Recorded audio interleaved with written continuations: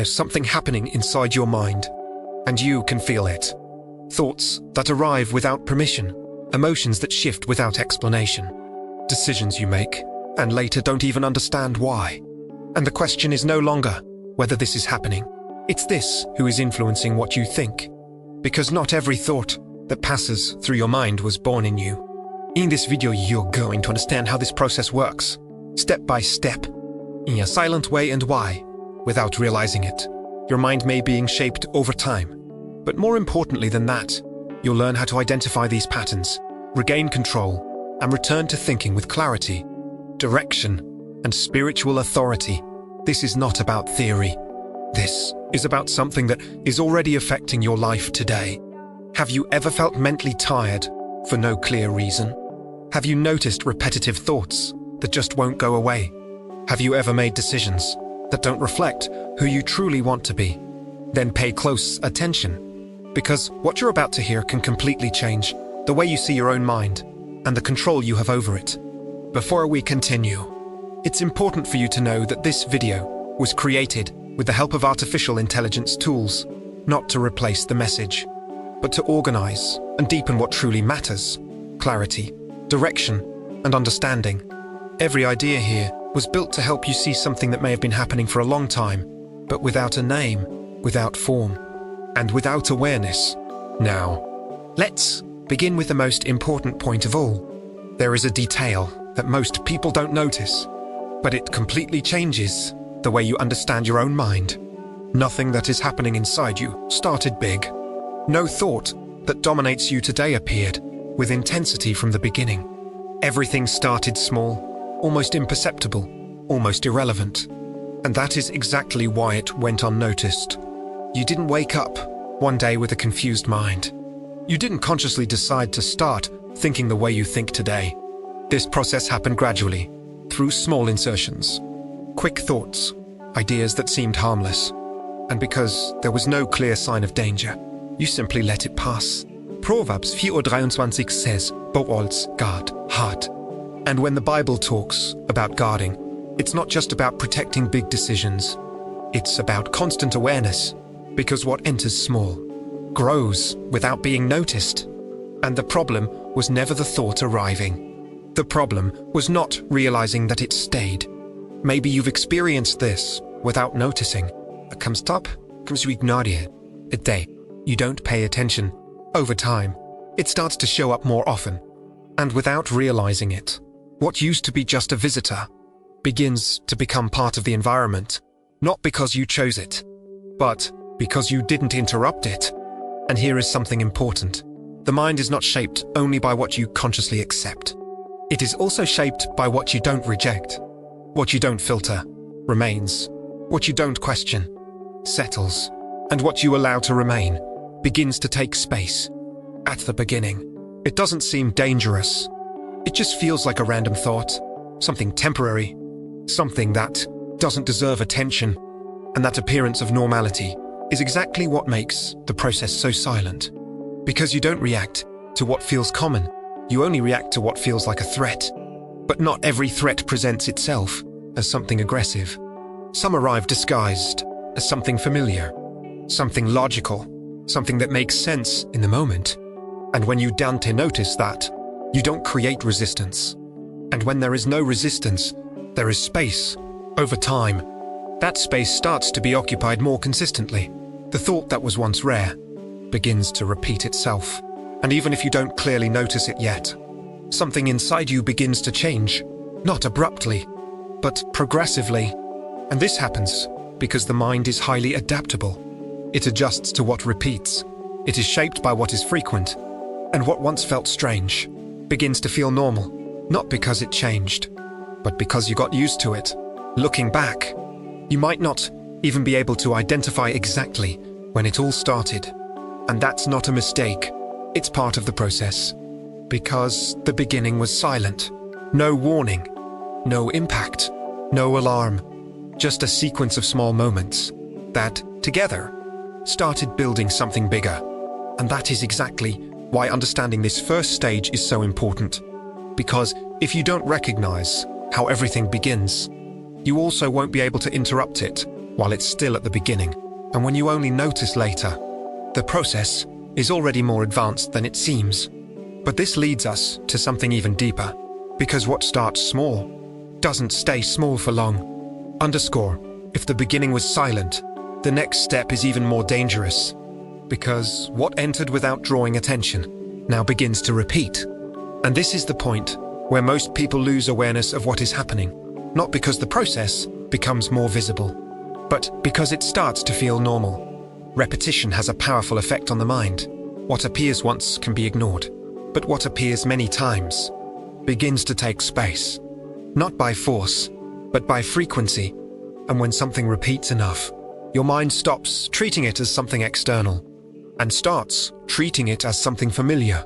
Romans 12:2 says, "Do not be conformed to this world." And that word "you conformed" carries a very specific meaning, to be shaped gradually. It's not an instant change. It's a contagion, small, almost imperceptible, and lies it, you are already thinking in a way that wasn't yours before. Repetition creates familiarity, and familiarity creates acceptance. Even if you never decided to accept that thought, you begin to stop rejecting it, and that changes everything. Because the mind doesn't need an explicit decision to start agreeing with something. It only needs constant exposure. Maybe you've noticed this at some point. A thought appears, then comes back, then starts showing up at different moments of the day.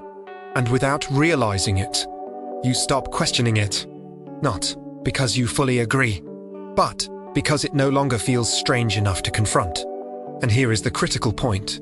What you stop questioning begins to gain authority inside you. Not a conscious authority, but a functional one. It starts influencing small decisions, small reactions, small interpretations of reality. You begin to interpret situations based on those thoughts. You begin to react based on them, and little by little, they stop being just ideas and start becoming filters. Filters through which you see yourself, others, and the world around you. And the most subtle part of all of this is that it doesn't feel wrong. It feels logical. It feels coherent. It even feels justified, because when something repeats enough, it creates a sense of truth, even if it's not true. The mind doesn't automatically distinguish between what is true and what is frequent. For it, what repeats a lot gains weight, gains relevance, gains space.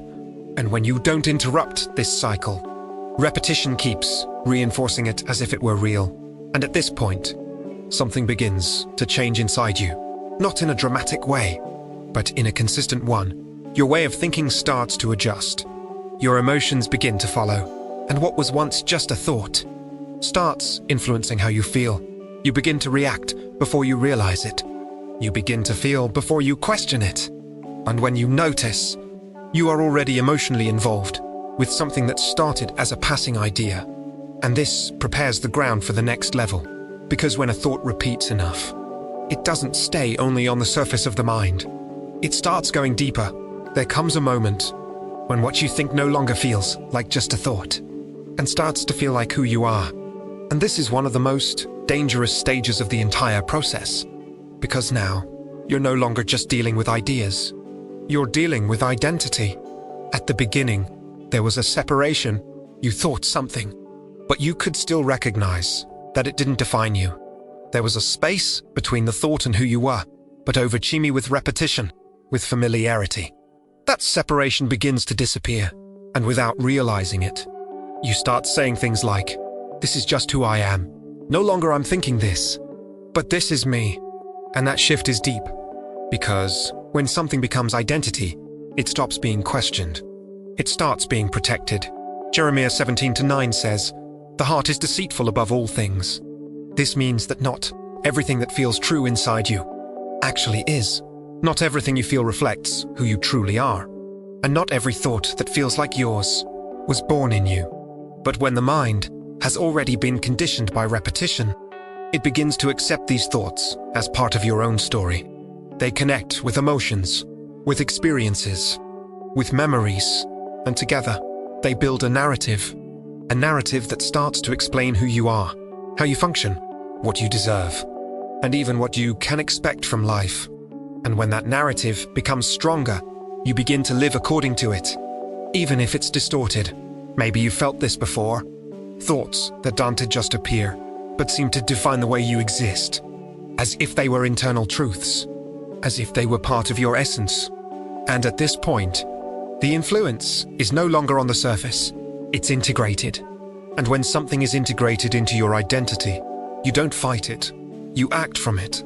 Your decisions begin to reflect that pattern. Your reactions follow the same direction, and what once started as something external is now operating from the inside out. And here is something that few people are willing to face. If you don't question what you call me, there is a real chance you are being guided by something you never consciously chose. You start limiting yourself without realizing it. You begin to accept patterns as inevitable. You start justifying behaviors that, deep down, don't represent who you truly want to be. But because it already feels like identity, you don't confront it. And this is the point where the influence becomes more stable, because it no longer depends on constant repetition. Now, it is sustained by who you believe you are. But there is something important here. Identity is not fixed. It is formed. And if it was formed, it can also be adjusted. But before that, you need to recognize that not everything you call me actually belongs to you. And this leads to something even deeper. Because when thoughts shape identity long enough, you begin to lose something essential, the ability to choose with clarity. Underscore, if this content is helping you see something you couldn't see before, take a moment now and subscribe to the channel, because the next videos will go even deeper into this kind of understanding and help you maintain control, clarity, and direction in your daily life. Underscore, there comes a moment when something changes in a silent but very deep way. You're still living your routine, making decisions, reacting to situations, but you're no longer doing it with the same level of awareness as before. And the most dangerous part is that, on the outside, everything still looks normal. You keep making choices, but they no longer come from a clear place. They begin to arise as automatic responses, quick reactions, decisions that happen before you even stop to think. And when you realize it, it's already done. You've already said it, already reacted. Romans 7:15 describes this conflict clearly. For I do not do the good I want, but the evil I do not want is what I keep on doing. This reveals something important. There is a difference between intention and action. And when the mind is influenced, that gap begins to grow. You want to act one way, but act another. You want to stay in control, but react on impulse. You want to make aligned decisions, but later realize that's not what happened. And this creates a difficult feeling to explain, as if you are being carried along. And here is the central point. When repeated thoughts become identity, and identity shapes behavior, your choices stop being fully conscious. They begin to be guided by already installed patterns. Patterns you no longer question, because they feel natural. You begin to live on autopilot, not in the sense of laziness, but in the sense of lack of filtering. Things just happen. You respond without reflecting, decide without analyzing, act without realizing where it's coming from. And this creates a dangerous cycle, because after the action comes awareness. And when awareness comes, it's already happened. And then comes the question, why did I do that? And many times, there is no clear answer, just a feeling that something is off. Maybe you've experienced this more times than you'd like to admit. Moments where you look at your own reaction and don't fully recognize yourself, as if it was you, but at the same time, not truly a conscious choice. And this is the effect of a mind that has been shaped over time. Decisions are no longer created from scratch. They already come loaded with influence, with patterns, with ready-made interpretations, and you simply execute without seeing the process behind it. The most subtle part of all this is that you still feel like you're in control because you are making decisions. But control is not just about acting. It's about knowing where the action comes from. And when you don't know, the control is no longer complete, and it starts to accumulate. Small misaligned decisions, small automatic reactions, small shifts in direction. And over to me, this begins to affect bigger areas of your life, relationships, emotions, the paths you choose to follow. But here is something you need to understand clearly. This doesn't mean you've completely lost control. It means control has been reduced, progressively. And what you didn't notice at the beginning is now operating with more strength. And this is the point where many people start to feel constant mental exhaustion, not just because of what they do, but because of the feeling of not being fully in control of themselves. But this is still not the final stage, because when this pattern continues, it begins to produce something even more intense, a feeling of being trapped. Without fully understanding why, there comes a point when you can no longer ignore it. It's no longer just a thought here and there, no longer just an occasional automatic reaction. Now there is a constant feeling, an internal weight, a confusion that never fully goes away. You try to organize your mind, but it stays crowded. You try to focus, but something always pulls your attention somewhere else. You try to calm down, but the thoughts keep spinning, as if they're running in the background all the time. John 10:10 says, "The thief comes only to steal and kill and destroy." And when you look at what's happening inside your mind, that verse starts to make sense in a different way, because this is not just something external. Something inside you is being affected. Silently, but real. What is being stolen is your clarity. What is being affected is your direction. And what begins to fade is your ability to clearly see who you are and where you are going. Maybe you felt this more intensely than you'd like to admit. A growing difficulty in organizing your own thoughts. A sense of being internally divided, as if one part of you wants to go in one direction, but another part keeps pulling you somewhere else. And that is exhausting, not just physically, but mentally, emotionally, deeply, because you are trying to stay in control, while something inside you keeps generating noise. And the hardest part is that many times you can't even explain this to anyone, because on the outside, your life is still happening, but on the inside, there is constant confusion, a lack of clarity that begins to affect even simple decisions. You begin to doubt yourself, not because you've completely lost your ability, but because you've lost your internal reference.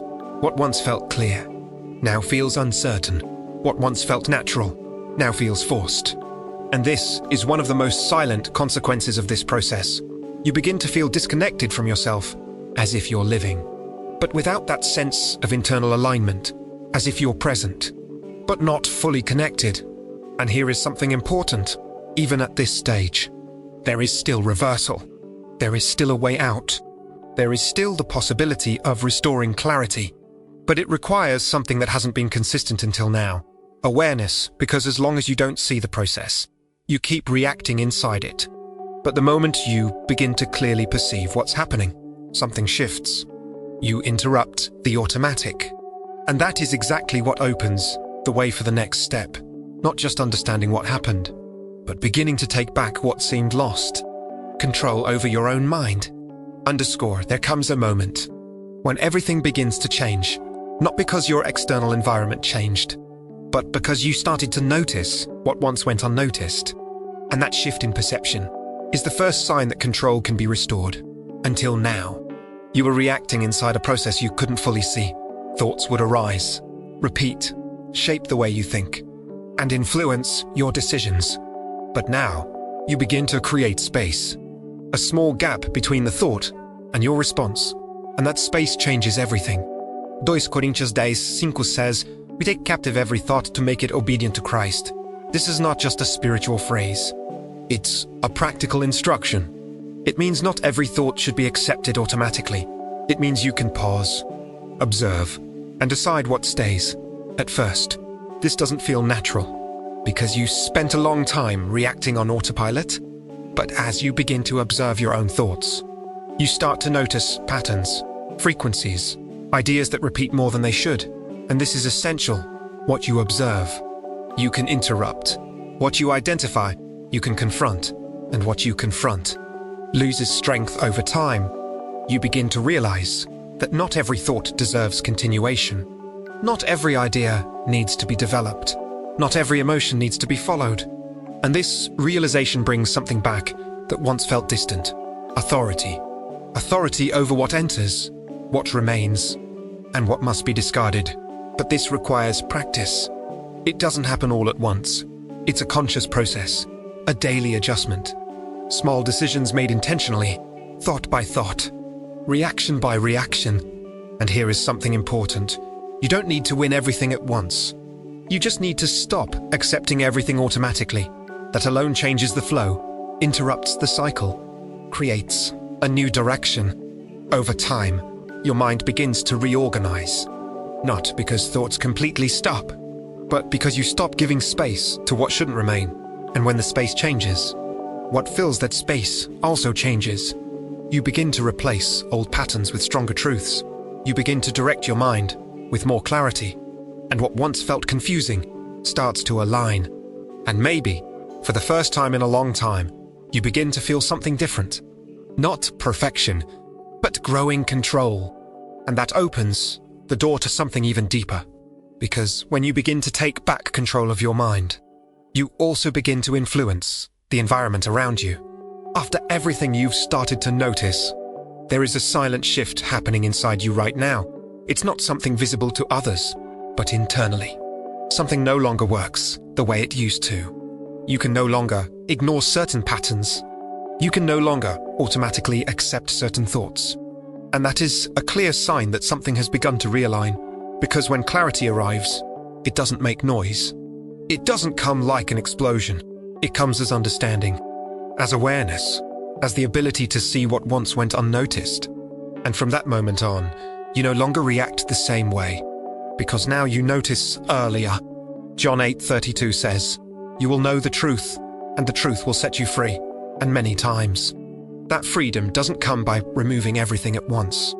It comes by revealing, by showing, by making visible what was operating in silence. Because when you see clearly, you no longer participate in the same way. Even if the situation itself hasn't changed, the thoughts may still appear. Some emotions may still try to pull you back into old patterns. But now, there is a filter, there is a pause, there is an awareness that wasn't there before. And that pause, as small as it may seem, is exactly where control begins to be restored. You begin to choose with more intention. You begin to interrupt patterns before they move forward. You begin to notice the beginning, not just the outcome. And that anticipation is what strengthens control, because you are no longer reacting at the end. You are acting at the beginning. And when you begin to act at the beginning, something very important happens. You reduce the impact before it grows. What once escalated into something bigger is now addressed at its earliest stage. And that prevents the cycle from completing in the same way. And this affects everything. The way you think, the way you feel, the way you decide.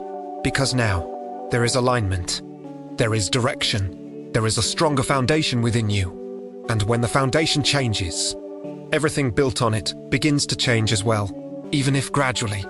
You begin to recognize more quickly when something doesn't fit. You begin to identify thoughts that once passed as normal. And this growing sensitivity is a sign that your mind is being recalibrated. Not by force, but through awareness. But here is something essential. This process doesn't end here. Clarity is not an event. It's a practice. It's something that needs to be maintained, nourished, reinforced daily. Because just as the mind can be shaped silently, it can also be strengthened in the same way.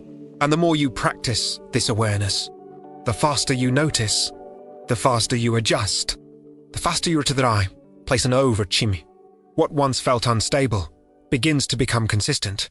Not perfect, but stable. You stop being someone who reacts to whatever appears and begin to become someone who directs what remains. And that shift is deep, because now you're not just living, you are leading your own mind with intention. And this doesn't just change your mind, it changes your entire life. Because everything begins with the way you think. And when the way you think changes, your decisions change. And when your decisions change, your direction begins to change as well. And maybe now, the question is no longer, what is happening inside me? But instead, what do I choose to allow from this point forward? If this video brought you clarity, if it helped you see something that was once hidden, this is the moment to subscribe to the channel. Because the next level is not just understanding, it's maintaining. And the next videos will help you do exactly that. Today. Don't try to control everything. Just observe the next thought that appears. And before you follow it automatically, pause and ask yourself, with complete honesty, is this really coming from me? Or did I just get used to thinking this way?